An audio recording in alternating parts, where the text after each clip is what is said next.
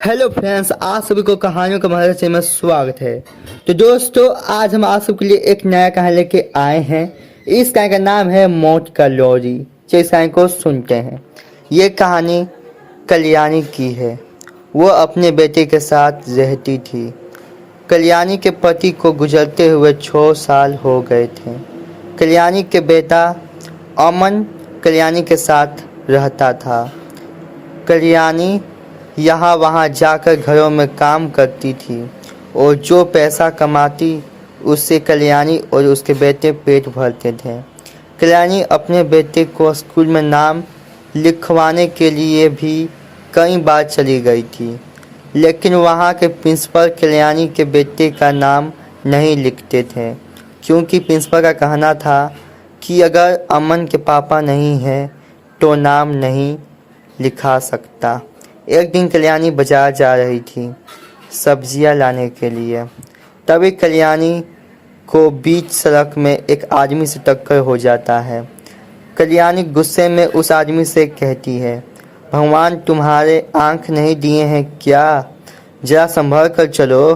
वो आदमी कल्याणी की तरफ देखता है और उससे माफ़ी मांगता है। उस आदमी का उम्र लगभग 34 साल था।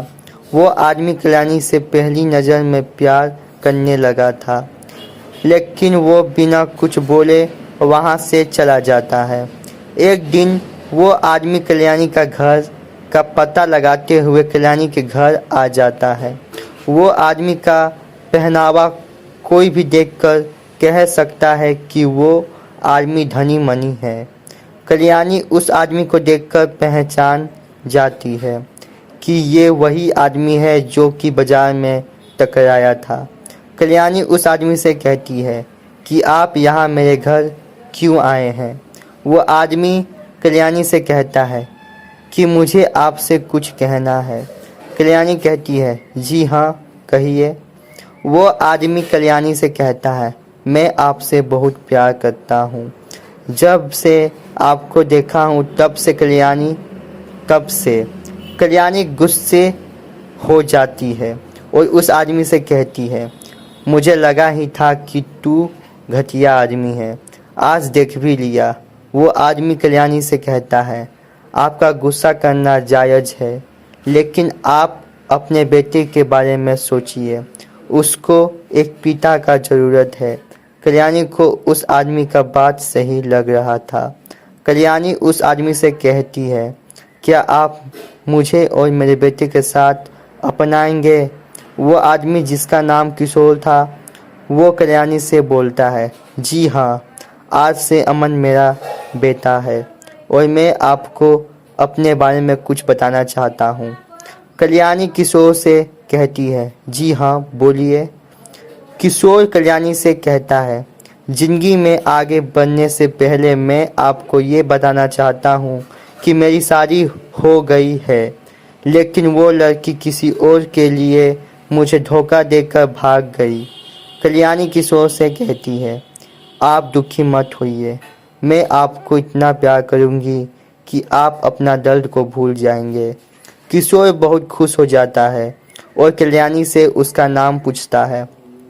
कल्याणी अपना नाम बताती है। किशोर कल्याणी से कहता है, हम दोनों का नाम एक साथ कितना अच्छा लग रहा है ना? किशोर की कल्याणी के चेहरे पे मुस्कुराहट झलक जाता है। अगले ही दिन किशोर और कल्याणी शादी कर लेते हैं। अमन भी अपने नए पापा के साथ बहुत खुश था। किशोर अमन को अपने बेटे के जैसा प्यार करता था। ऐसा लग ही नहीं रहा था कि किशोर अमन का सौतेला पिता है। कल्याणी भी बहुत खुश थी। किशोर अमन का स्कूल में एडमिशन भी करवा दिया था। एक दिन किशोर और अमन फिल्म देखने के लिए हॉल में चले जाते हैं। कल्याणी दोनों का इंतजार करते करते सो जाती है। तभी किशोर की पहली पत्नी शीतला आ जाती है और कल्याणी का गला दबाने लगती है, क्योंकि शीतला जान गई थी कि किशोर अपना सारा प्रॉपर्टी कल्याणी के नाम कर दिया है। कल्याणी अपना हाथ पैर मारती रही, लेकिन शीतला तब तक कल्याणी का गला दबाना नहीं छोड़ी जब तक कल्याणी का जान ना चली गई।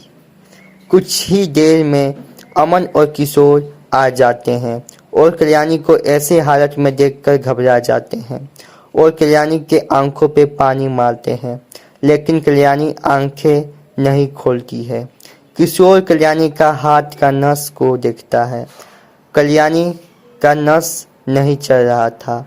किशोर जोर जोर से रोने लगता है। कल्याणी मर गई थी। किशोर पुलिस कंप्लेन कर देता है। कुछ ही दिन हुआ था कल्याणी को मरते हुए।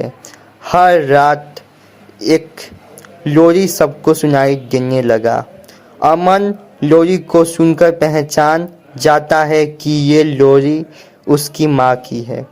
कल्याणी हर रात को मौत का लोरी गाती थी और जो भी बच्चा घर से बाहर आ जाता उसे अपना साथ ले जाती थी। पुलिस को कल्याणी का कातिल का पता चल जाता है और उस कातिल को गिरफ्तार कर लेते हैं। किशोर भी जेल आ जाता है कल्याणी के कातिल को देखने के लिए। किशोर जैसे ही कल्याणी के कातिल को देखता है उसे बहुत गुस्सा आ जाता है, क्योंकि किशोर की पहली पत्नी शीतला और उसका आशिक समीर था। किशोर पुलिस से कहता है, इन दोनों को कड़ी से कड़ी सजा दीजिएगा। पुलिस वाले किशोर से कहते हैं, आप चिंता मत करिए, ये दोनों नहीं बचेंगे। तभी किशोर के सामने कल्याणी के आत्मा आ जाता है। किशोर अपनी पत्नी को देखकर रोने लगता है। कल्याणी किशोर से कहती है, किशोर आप मेरे बेटे अमन का ध्यान रखिएगा। किशोर कल्याणी से कहता है, कल्याणी मैं अमन का खुद से भी ज़्यादा ध्यान रखूँगा। देखते ही देखते कल्याणी किशोर की नज़र से गायब हो जाती है। तो दोस्तों, अगर आपको ये कहानी पसंद आए तो हमारे चैनल को लाइक कमेंट सब्सक्राइब करना मत भूलिएगा दोस्तों। चलिए गुड बाय, आज के लिए इतना ही। अगले कहानी में फिर मिलते हैं दोस्तों। चलिए गुड बाय।